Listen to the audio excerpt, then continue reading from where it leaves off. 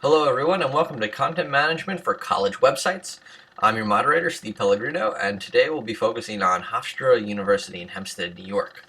So let's get right into our presentation and talk about content management. I like to break content management systems into a life cycle, and the four stages that we have are request, create, manage, and retire.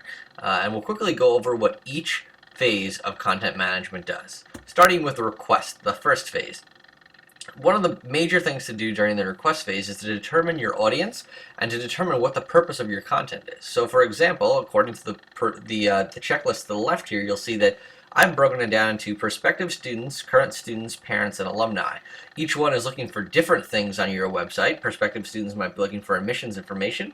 Current students might be looking for information from your interactive portal or for email to communicate with professors. Parents might be looking to pay e-bills, and alumni might be looking for ways to connect with former students that they went to school with. So you need to determine in this phase what the purpose of your content is and who your audience is.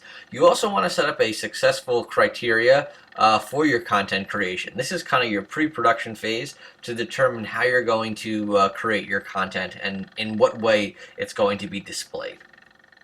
Next, we move on to the second phase, which is the create phase, one of the more exciting phases of content management. And in this phase, you want to develop who's creating your content structure and to also determine who's contributing the content. So for example, you can see the two screenshots I have here of the Hofstra University website. One of them is from the School of Business and the other one is from the School of Communication.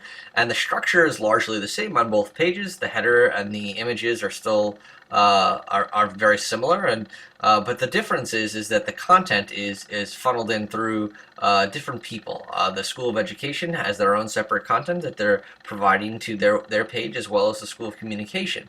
So you have a similar content structure, but different contributors to the site. So determining that that setup, that network setup, is an important part of the create process. Phase 3 is management. Not as creative as the creative process, but just as important in content management systems. During this phase, you want to maintain a structure of content, like we spoke about in the last slide. It's, you know, having the content is great, but maintaining that consistent structure is also just as important. If a member of your team is to leave or to move to a different position, it's important that standards are in place so that the next person replacing that position is able to jump in and follow the protocol, so that your link is not changed. And that your content, there's no difference to the user, that they don't notice a difference. It's also a good time in the management phase to update your content for relevancy. If you notice that your information is a little bit dated, or could use an updating, or maybe is not relevant to your user anymore, it might be a good time to remove that information from your site.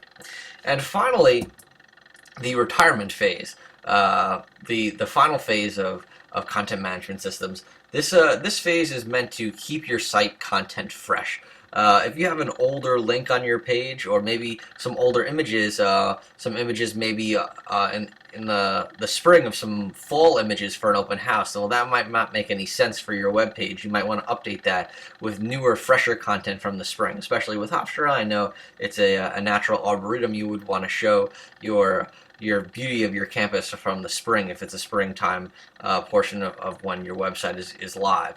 It also allows your site creators to index your site content, and the ability for them to track some analytics to see what is working with your site, what isn't. Maybe you have a link on your home page that isn't getting much traction, or a button that isn't getting much traction. You might want to replace that or remove that altogether from your home page. And during the retirement phase, this is a good portion to kind of reevaluate what's working and what's not, before moving back into the request phase again. So as you can see, it's a cyclical process, and it's a growing process that continues to work around the clock, and that's kind of how you manage your sites. So that is content management in a nutshell. If you have any questions, please feel free to ask them.